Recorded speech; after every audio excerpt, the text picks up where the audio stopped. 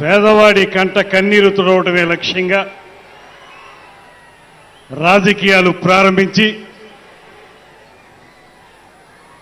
ఆంధ్రప్రదేశ్ రాష్ట్ర రాజకీయాల్లో ఒక ప్రత్యేక వరవడిని సృష్టించి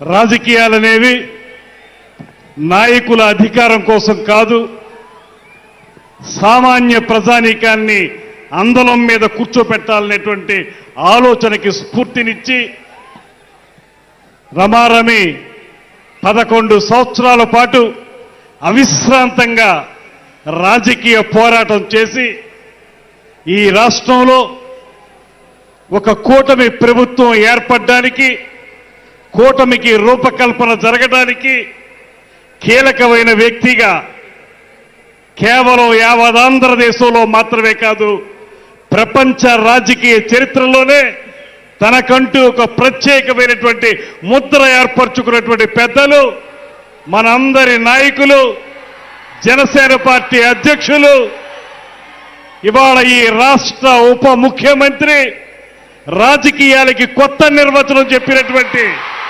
శ్రీ పవన్ కళ్యాణ్ గారికి మనందరి తరఫున కూడా ప్రత్యేకమైనటువంటి ధన్యవాదాలు తెలియజేస్తూ, వేదిక మీద ఉన్నటువంటి ఈ కార్యక్రమాన్ని తన నేతృత్వంలో అత్యద్భుతంగా నిర్వహించినటువంటి నాదెండ్ల మనోహర్ గారు, అదేవిధంగా పెద్దలు శ్రీ నాగబాబు గారు, నూతనంగా శాసన మండలి సభ్యునిగా ఎంపికైనటువంటి శ్రీ నాగబాబు గారు, వేదిక మీద ఉన్నటువంటి 50 మంది పార్లమెంటు సభ్యులకు, శాసన సభ్యులకు, శాసన మండలి సభ్యులకు, అదేవిధంగా వివిధ కార్పొరేషన్ల చైర్పర్సన్స్ కు, డైరెక్టర్లకు, అన్నిటికంటే మించి ఇవాళ పవన్ కళ్యాణ్ గారి పిలుపు మేరకు జనసేన పార్టీ జెండా రెపరెపలాడుతుందంటే దానికి ప్రధాన కారకులైనటువంటి 50 మంది జన సైనికులకు, వీర మహిళలందరికీ కూడా నమస్సుమాంజలి తెలియజేస్తా ఉన్నాను.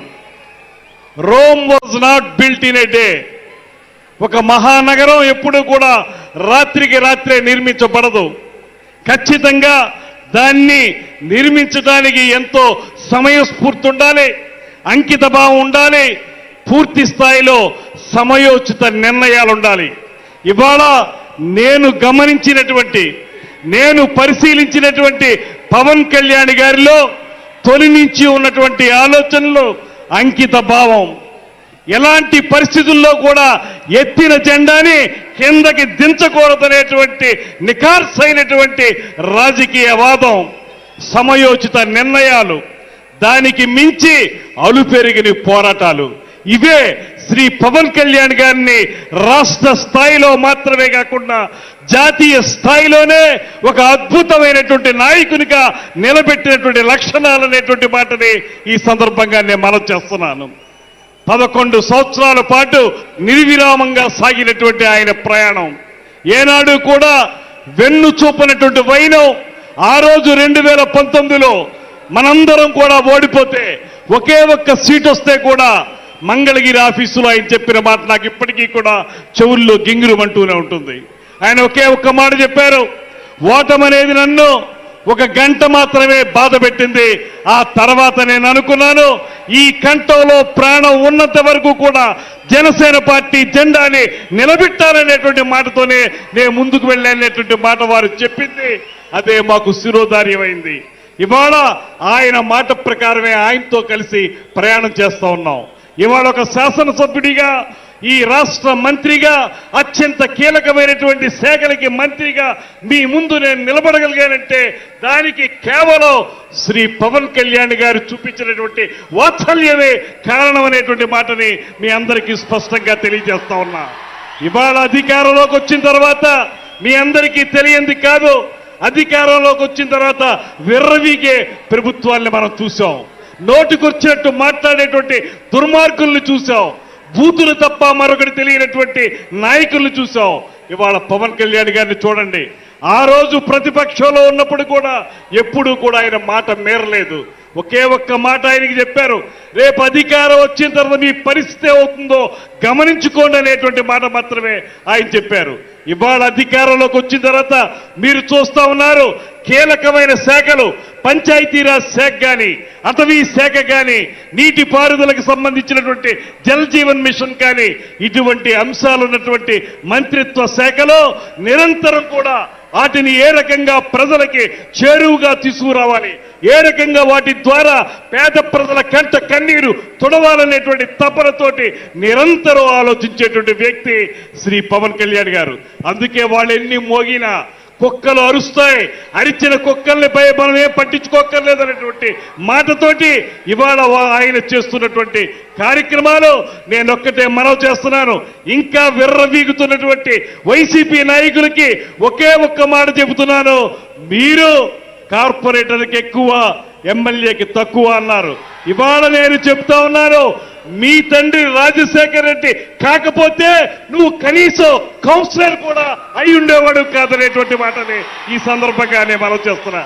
ఆయనకున్నది ఏనాడు కూడా తన వెనకున్నటువంటి వ్యక్తుల గురించి ఆయన ఏనాడు రాజకీయాల్లో ముందుకు వెళ్ళలేదు. తన ముందున్నటువంటి ప్రజానీకాన్ని, తన వెంట నడుస్తున్నటువంటి జన సైనికుల్ని దృష్టిలో పెట్టుకునే ఆయన రాజకీయాన్ని నడిపారు. అందుకే ఇవాళ ప్రపంచ వ్యాప్తంగా ఒకే ఒక్క మాట చెప్తున్నారు, 100% స్ట్రైకింగ్ రేట్.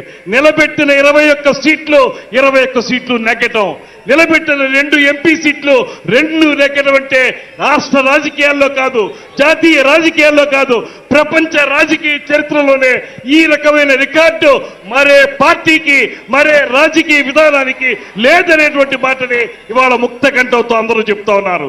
ఈ సందర్భంగా ఒక్కటే నేను మనవి చేస్తున్నాను, ఒక సరైన దిశానిర్దేశం ఇవాళ మనకు చేయబోతున్నారు శ్రీ పవన్ కళ్యాణ్ గారు.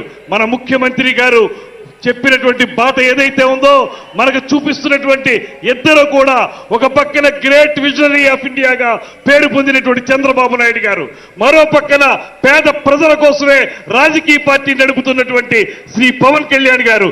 వీరిద్దరి పైన ప్రపంచంలోనే ఉక్కు మనిషిగా పేరు పొందినటువంటి నరేంద్ర మోడీ గారు, ఈ ముగ్గురు కలిసి ఈ కూటమి ప్రభుత్వం ఈ రాష్ట్రాన్ని సువర్ణాధ్యాయంగా మలచడానికి సిద్ధంగా ఉందనేటువంటి మాటని మరొక్కసారి మనవి చేసుకుంటూ, వారిచ్చే దిశానిర్దేశంతో ఒక పక్కన పార్టీని బలోపేతం చేసుకోవటం, మరో పక్కన ప్రభుత్వాన్ని మంచి ప్రభుత్వంగా ముందుకు తీసుకెళ్ళడానికి నిరంతర నిర్విరామ కృషి చేస్తామనేటువంటి ప్రతిజ్ఞని తెలియజేసుకుంటూ, మరొక్క మారు మనం ప్రజలకి పునరంకితం అవుతాం అనేటువంటి మాటని మరొక్క మారు మీ అందరికీ తెలియజేసుకుంటూ, ఈ అవకాశం ఇచ్చిన పెద్దలందరికీ కూడా నమస్సుమాంజలి తెలియజేస్తూ సెలవు తీసుకుంటున్నాను. నమస్కారం. జై జనసేన. గౌరవనీయులు